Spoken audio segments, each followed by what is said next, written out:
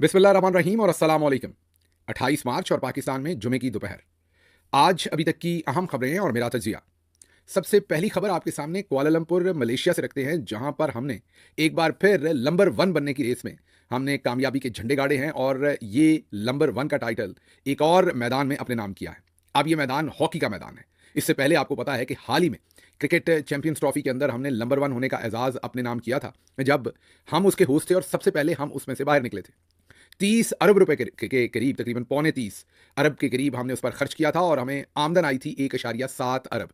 तो ना सिर्फ हमने फाइनेंशियल घाटा खाया था, बल्कि हमने खेल में भी सबसे पहले बाहर निकले और इंसल्ट करवाने में भी हम नंबर वन उसके अंदर करार पाए। यहाँ तक कि आखिर पर जब आईसीसी ने इनामात दिए तो हम स्टेज पर कहीं मौजूद भी नहीं थे, हालांकि हम होस्ट कंट्री थे। अब हॉकी के मैदान में भी हमने वही सब कुछ रिपीट किया है, बल्कि उससे भी 4 हाथ आगे चले गए हैं और मलेशिया में होने वाले अजलान शाह हॉकी टूर्नामेंट, जी हाँ, ये हर साल ही टूर्नामेंट होता है और पूरी दुनिया में बहुत ही मोतबर ये एक फोरम है जहाँ पर हॉकी खेली जाती है और 3 बार गालिबन पाकिस्तान इसका चैंपियन रहा है और मुतअद्दिद बार इसका रनर्स अप रहा है।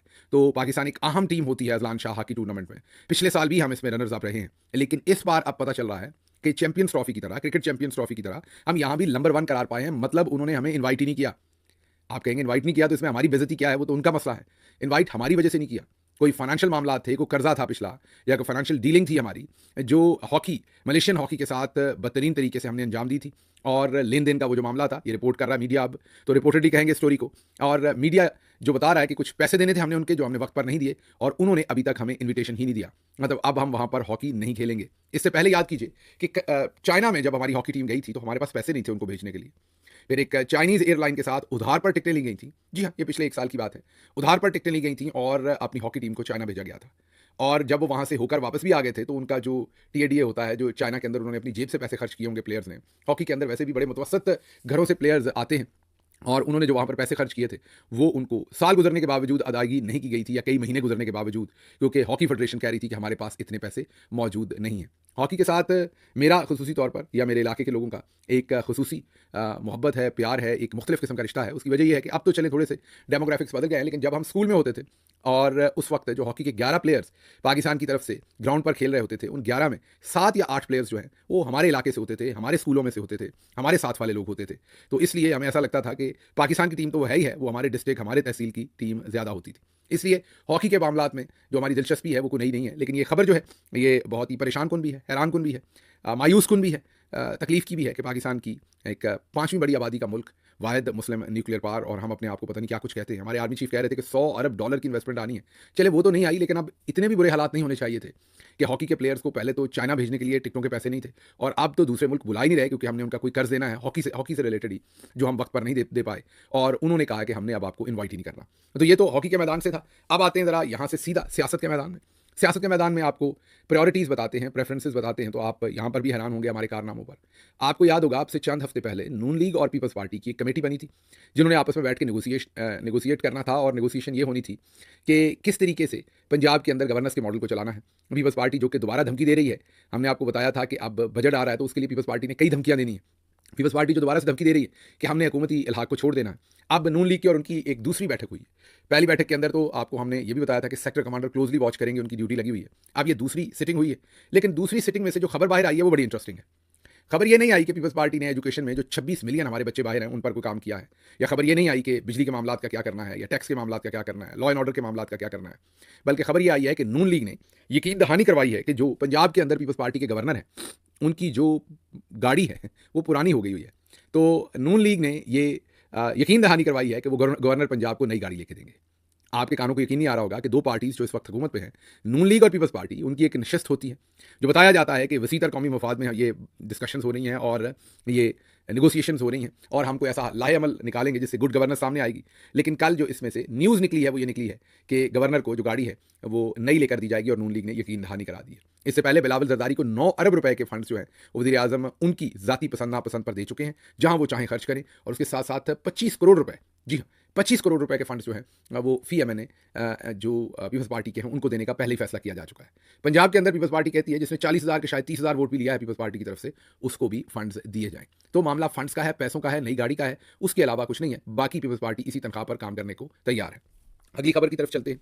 अगली खबर यह है कि पाकिस्तान ने जो हाल ही में, आपको पता है, state and the hard and the state and the hard कह दिया मैंने, हार्ड एंड द स्टेट जो एक कमेटी बनाई थी, वो उसका मजाक तो अपनी जगह उड़ ही रहा था, लेकिन अब एक नई चीज़ सामने आई है कि पाकिस्तान ने जो टेररिज्म पर कोई पॉलिसी पेपर बनाया है गवर्नमेंट की तरफ से, वो अब इंकशाफ हुआ है कि वो चैट जीपीटी से, मतलब कि आर्टिफिशियल इंटेलिजेंस से बनाया है। और उसके अंदर जो टर्म्स इस्तेमाल की गई हैं और जो उसके अंदर jargons इस्तेमाल किए गए हैं, उसे पता चलता है कि किसी मोतबर ने ये जो रिसर्च पेपर बनाना था, पॉलिसी पेपर बनाना था, या पाकिस्तान की तरफ से एक पॉलिसी पेपर ही से कहेंगे, जो टेररिज्म के खिलाफ हमारी पॉलिसी पर बनाना था, वही किसी ने आर्टिफिशियल इंटेलिजेंस से बना डाला है। पाकिस्तान का ये जो रिस्पॉन्स टू टेररिज्म है, ये न्यू कमेटी आयरन शील्ड अब कहलवाएगी। अ, पता नहीं क्यों हम अपना मजाक बनवा रहे हैं इंटरनेशनली। अब ये आयरन शील्ड, मतलब कमेटियों के नाम रख रहे हैं हम इस तरह के, क्या नाम रखने से, शेर खान नाम रखने से बंदा शेर खान हो जाता है? मतलब किसी बहुत ही चबल बंदे को आप शेर का निशान उसके कंधे पर लगा दें तो उससे क्या वो शेर हो जाएगा? इसी तरीके से आयरन शील्ड कमेटी का नाम रखने से समझ से बाहर है कि कैसे वो एक आयरन शील्ड प्रोवाइड करेगी, प्रोटेक्शन प्रोवाइड करेगी पाकिस्तान को टेररिज्म के खिलाफ।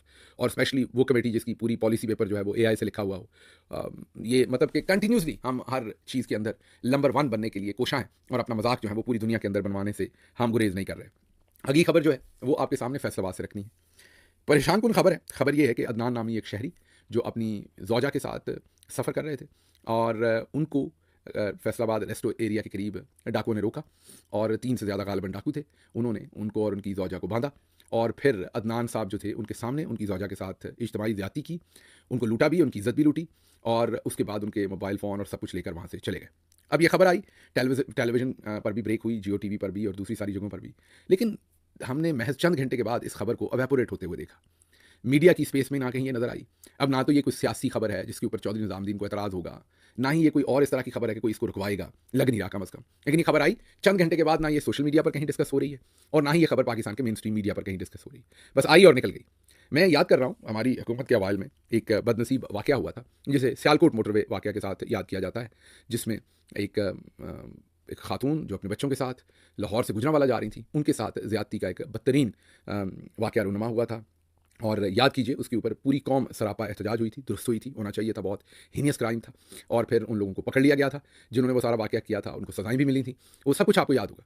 आपको याद होगा कि वो कितना बड़ा इंसिडेंट बना था और पब्लिक ने कितना ज़्यादा रिस्पॉन्स दिया था। मैं दोबारा रिपीट कर रहा हूँ, बहुत अच्छा किया था उतना रिस्पॉन्स देके। लेकिन मुझे अब नहीं समझ आ रही कि अदनान साहब की जो बेगम है, उनके साथ भी वही वाक़या हुआ है, लेकिन अब आपको मीडिया की लैंडस्केप में कहीं नज़र नहीं आ रहा कि ये सब कुछ क्या हुआ है। तो फिर मैंने टेक डाउन किया कि ये क्या हुआ है। तो मुझे जो समझ आई अभी तक, आप मुझे ज़रूर समझाइएगा। हो सकता है आपको मैं गलत कहते हुए लगूं, लेकिन आप सुनने के बाद ज़रूर इस व्लॉग के एंड पर बताइएगा कि आपके ख्याल में वजह क्या है। मुझे तो समझ ये आई कि एक तो अदनान साहब का ताल्लुक जो है वो लोअर स्ट्रेटा से है, क्लास वाइज। वो गाड़ी नहीं चला रही थी ये खातून, ये डीएचए से नहीं निकली थी, ये हमारी अशराफिया को अपनी तरह की नहीं लग रही थी। मैं दोबारा कह रहा हूँ कि वो दुरुस्त हुआ था जो उस पर शोर हुआ था, वो एक बहुत ही गलीज़ इंसिडेंट था, उनको सज़ाएँ मिलनी चाहिए थी, मिली। मैं उस इंसिडेंट के ऊपर जो आवाज़ उठाई गई, उसको किसी सूरत भी ये नहीं कह रहा कि वो नहीं उठनी चाहिए थी, बल्कि और भी ज़्यादा उठनी चाहिए थी। लेकिन मेरा तकाज़ा तो ये है कि ये जो हमारी बहन है, इसके लिए भी आवाज़ उठनी चाहिए। इसके लिए आवाज़ क्यों नहीं उठ रही? तो मैं समझने से कासर हूँ कि क्या लाहौर और फैसलाबाद के फ़र्क की वजह से है? ये तो मुझे नहीं लगता कि इस फ़र्क की वजह से होगा। फिर मैं देखता हूँ डीप डाउन, तो पता चलता है कि गालिबन शायद माइनॉरिटी से बिलॉन्ग करते हैं। अदनान साहब जो हैं क्रिश्चियन हैं, जो मुझे मीडिया से पता चल रहा है, मैं गलत भी हो सकता हूँ। फिर क्या ये फ़र्क है? और आखिरी फ़र्क जो मुझे समझ आता है, जो मेजर मुझे मेरे ख्याल में सबसे बड़ी बात है, वो ये कि ये गरीब आदमी है। ये किसी भी सूरत अपर मिडिल क्लास से नहीं है, इनके पास गाड़ी नहीं है। ये खातून गाड़ी नहीं चला रही थी, अशराफिया की ख़वातीन को अपने जैसी नहीं लग रही थी। तो क्योंकि ये अपने जैसी नहीं है, तो इसके लिए इस वजह से इनके लिए आवाज़ नहीं उठ रही। उनके लिए भी आवाज़ उठनी चाहिए थी, उठी थी, दुरुस्त बात है। इनके लिए भी आवाज़ उठनी चाहिए। हमें इस तरीके से इनको एक अदद के तौर पर सिर्फ खबर देकर आगे नहीं गुजर जाना चाहिए। ये भी जीते जागते इंसान हैं, गरीब ज़रूर होंगे, लेकिन इनकी भी इज्जत है, और इसके लिए भी आवाज़ उठानी चाहिए। इसको भी उसी ज़ोर शोर के साथ हमें मीडिया के अंदर लेकर आना चाहिए, क्योंकि मुझे समझ नहीं आती कि हर खातून की इज्जत जो है वो मुतबर है, और क्यों चंद इंसिडेंट्स को हम, क्योंकि हमें वो लगता है कि हम भी हो सकते हैं, हम अपने आप से रिलेट कर पाते हैं, और क्योंकि जो हमारी फैं क्लास होती है उसकी आवाज़ ज़्यादा होती है, मीडिया तक उनका एक्सेस ज़्यादा होता है, सोशल मीडिया तक उनका एक्सेस ज़्यादा होता है। तो अगर कुछ उनको अपने से रिलेटेड लगे तो उस पर शोर ज़्यादा है, जो उन्हें लगे कि ये तो माड़े लोगों का काम है, हमारा कुछ नहीं है, तो उस पर बस सारे बातचीत करके आगे निकल जाते हैं। अच्छा जी, अगली खबर जो है, 2 रोज़ पहले पार्लियामेंट की पब्लिक अकाउंट्स कमेटी में इंकशाफ हुआ है कि इस्लामाबाद के पॉश सेक्टर F6 में 2 सरकारी मुलाजमीन के घरों में सरकारी खजाने से 84 करोड़ रुपए की लागत से सामान, फर्नीचर और दूसरी चीज़ें खरीद कर दी गई हैं। मुलाजमीन के नाम पूछे तो हुकाम ने नहीं बताया, इन्हें मालूम नहीं। ये फ़हीम अख्तर साहब की स्टोरी है, 92 न्यूज़ के ये रिपोर्टर हैं, बहुत ही उम्दा रिपोर्टिंग करते हैं। फ़हीम अख्तर ये बता रहे हैं कि 84 करोड़ रुपए, जी हाँ, ये मैं 84 लाख नहीं कह रहा, 84 करोड़ रुपए, 1 अरब के करीब करीब जाता है ये मामला। 84 करोड़ रुपए की लागत से वहाँ पर फर्नीचर और दूसरी 2 सिर्फ अफसरान के घरों के अंदर ये सब कुछ फराहम किया गया है। तो एक तरफ तो लुट मचाई हुई है जो पॉलिटिकल लोग हैं, उसके साथ-साथ जो ब्यूरोक्रेसी है वो भी पीछे नहीं है, वो कहते हैं हमने भी झंडे गाड़ने। तीसरी तरफ तौसा में 3 माह के अंदर 100 से ज़ायद अफराद में एचआईवी की तस्दीक हुई है। सिर्फ एक केस रजिस्टर्ड हुआ था। स्क्रीनिंग के अमल से पता चला कि 2024 में 100 से ज़ायद लोग मुब्तला हैं। ज़्यादा तादाद इसमें बच्चों की है। अब ये बहुत ही परेशान कुन बात है कि बच्चों में इतनी ज़्यादा एड्स वहाँ क्यों फैल रही है। इस पर हमें बहुत ही संजीदगी से सोचना भी चाहिए। स्क्रीनिंग और टेस्टिंग वहाँ पर वसी करनी चाहिए और इसकी जो डॉक्टर्स हैं एक्सपर्ट, यहाँ अमेरिका में उनसे मेरी बात हुई है, तो इसकी कुछ मेडिसिन हैं जो इनको इनके अंदर एचआईवी से एड्स में कन्वर्ट होने का जो अमल है वो उसको स्लो कर सकती है या रोक सकती है। वो मेडिसिन पाकिस्तान में भी ज़रूर होगी, अगर नहीं है तो गवर्नमेंट को चाहिए कि इंपोर्ट करे और इन लोगों को, स्पेशली इन बच्चों को ज़रूर फराहम करे, क्योंकि ये बहुत ज़रूरी है। अदरवाइज़ इनकी अपनी ज़िंदगी और इन्वायरमेंट के अंदर और बहुत सारी दूसरे लोगों की ज़िंदगियाँ जो हैं वो ख़तरे में पड़ेंगी। और ये भी फिगर आउट करना चाहिए कि बच्चों के अंदर ये मर्ज़ क्यों फैल रहा है, क्या वजूहात हैं, कौन सी ऐसी रीज़न्स हैं जहाँ से ये बच्चों के अंदर मुंतकिल हो रहा है। अगली खबर जो है वो ये है कि पाकिस्तान को एक बहुत बड़ी ब्रेक थ्रू मिली, कामयाबी मिली है। वो ये कि मौजूदा हुकूमत को आईएमएफ ने इजाज़त दे दी है कि वो ₹1 बिजली की कीमत कम कर ले फ़ी यूनिट। आप दुरुस्त सुन रहे हैं, आपको लग रहा होगा कि मैं गलती से खबर दे रहा हूँ, नहीं, सही दे रहा हूँ। ₹1, सिर्फ ₹1, जहाँ ₹85 फ़ी यूनिट बिजली का बिल चल रहा है, वहाँ ₹1 बिजली के यूनिट में कमी करने की इजाज़त जो है वो हुकूमत को दे दी है आईएमएफ ने। अब ऊँट के मुँह में ज़ीरा वाली बात तो आपने सुनी थी, यहाँ आप देख भी लेंगे और लग नहीं रहा मुझे कि ये वो ₹1 वाला भी कोई मामला जो है वो किसी सूरत चलेगा। अच्छा जी, फैक्ट फोकस की जो रिपोर्ट थी आर्मी चीफ के बारे में, उस पर अब फैक्ट फोकस कह रहा है कि आर्मी चीफ के बारे में जो अकाउंट है, ट्विटर अकाउंट है, वो कह रहा है कि आर्मी चीफ के बारे में जो खबर थी वो बदनीयती पर मबनी मुहिम थी और बयानियाँ बनाने के लिए खड़ी की गई थी। एडिटर फैक्ट फोकस उस्मान मंजूर के नाम से ये ट्वीट किया गया है। दूसरी तरफ अहमद नूरानी साहब कहते हैं कि ये ट्विटर अकाउंट जो है वो हैक हो गया है और ये जाली ट्वीट्स करवाए जा रहे हैं। मैं अपनी स्टोरी पर खड़ा हूँ और अगर कोई इस स्टोरी पर एतराज़ करता है तो वो बताए कि मेरी स्टोरी में क्या गलत है। अगर आप ये बता देंगे कि मेरी स्टोरी में ये झूठ है तो मैं आपसे माफ़ी मांग लूँगा। फिलहाल तो आपने मेरी स्टोरी को रिस्पॉन्ड ही नहीं किया, तो मेरी स्टोरी को रिस्पॉन्ड कीजिए और मैं एक-एक लफ्ज़ जो मैंने आर्मी चीफ के बारे में लिखा है उस स्टोरी में, मैं उसके ऊपर मुकम्मल तौर पर खड़ा हूँ और मेरी स्टोरी जो है वो बिल्कुल सच है। जाने से पहले हमने खराज तहसीन पेश करना है एक बहुत ही बेहतरीन जज जस्टिस अनवारुल हक पन्नू। जस्टिस पन्नू जो थे वो लाहौर हाई कोर्ट के अंदर थे और बहुत ही बेहतरीन करियर अपना इन्होंने गुजारा और स्पेशली ये सारी फसाइयत के ज़माने में जो आखिरी 1-2 साल इन्होंने अपने टेन्योर के गुजारे, उसमें मुश्किल हालात के अंदर तगड़े फैसले किए, बोल्ड फैसले किए, प्रेशर देकर फैसले किए, लोगों को इंसाफ देने की कोशिश की। ऐसे लोगों की सताइश पाकिस्तान में बहुत कम होती है। जो यहाँ लुच्चा है वही उच्चा है, जो दुरुस्त काम करता है उसको अक्सर हम क्रेडिट नहीं देते। तो जस्टिस पन्नू को हमारी तरफ से खराज तहसीन, अल्लाह उनको मज़ीद इज़्ज़तों से नवाजे और जो उन्होंने पिसे हुए और मज़लूमों को इंसाफ देने की कोशिश की उसका खैर उन्हें जो भी उसका अजर है वो तो अल्लाह की ज़ात ही उन्हें दे सकती है। मुझे यहाँ से इजाज़त दीजिए। अल्लाह आपका हामी और नासिर हो। पाकिस्तान जिंदाबाद।